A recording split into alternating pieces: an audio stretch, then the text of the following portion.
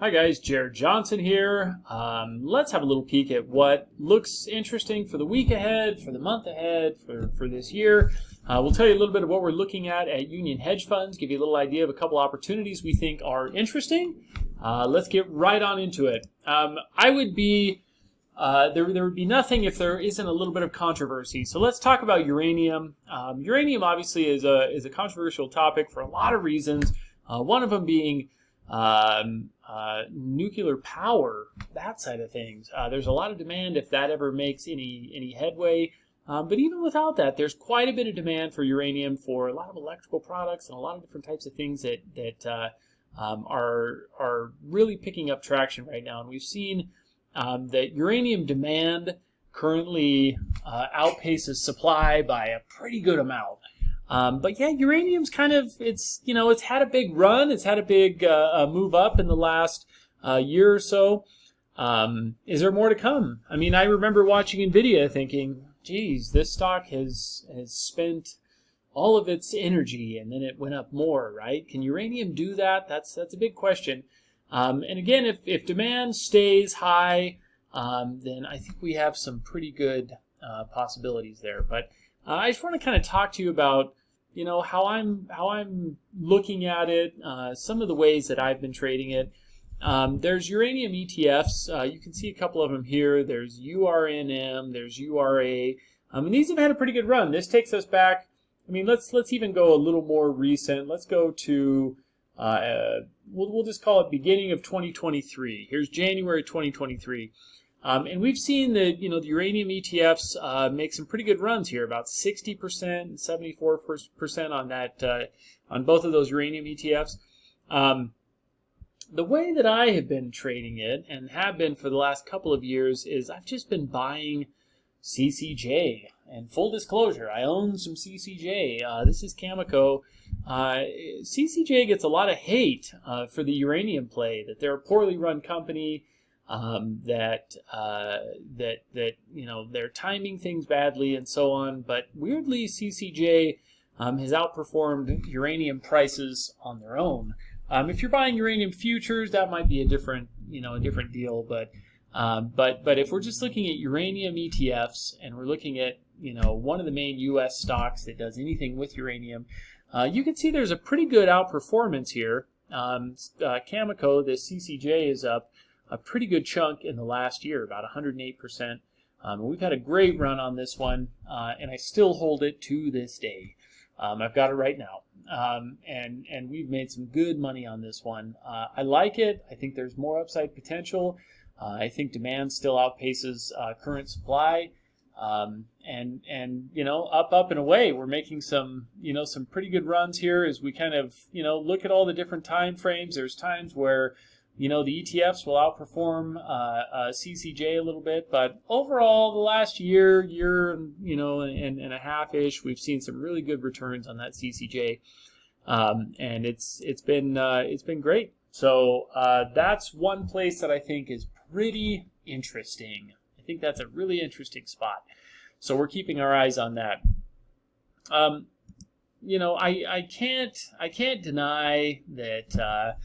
I'm still keeping a pretty close eye on our good friends, the Chinese stocks, Baba, Baidu. I think those are really, really interesting plays with a lot of upside potential. Keeping an eye on those and really watching to kind of see where things go. A couple stocks I want to just point out here for a moment. Let's look at Apple. We talked about Apple last week.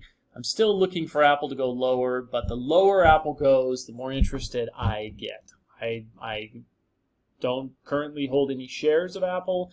I'm just kind of in the watching phase right now. But I think if we get Apple somewhere down in these lower regions, it gets very, very interesting. Apple's one of those stocks that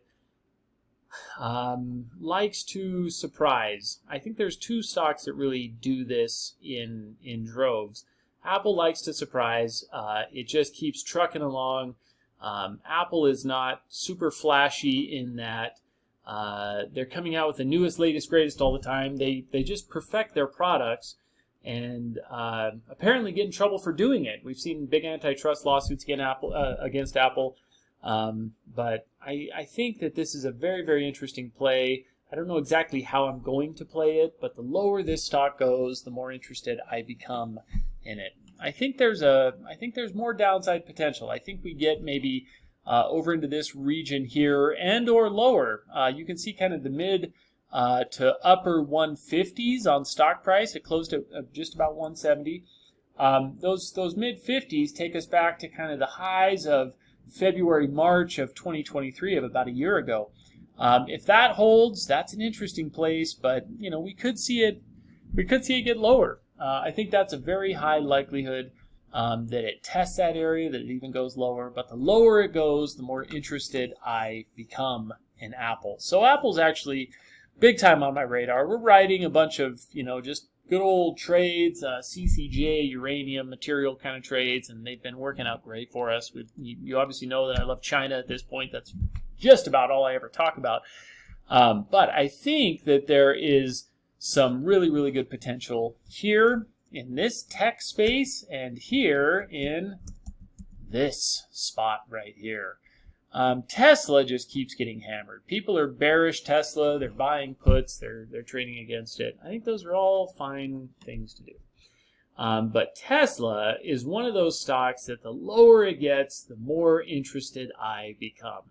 The closer we get to $100, the more I'm literally going to back up the truck and just really dive in on this. But it may not ever get to that. $100 is a pretty far drop.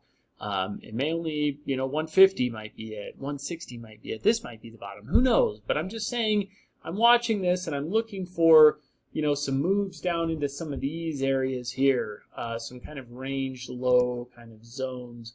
And I'm going to just see, how things behave up there. We had kind of some outlier experiences. Where's my line? Here we go. We had some outlier experiences. Up above here, end of 21, everything was just going crazy, and then of course 22 hits and everything drops off a cliff. But between about 100 and 300 bucks, I think Tesla has a lot of opportunity.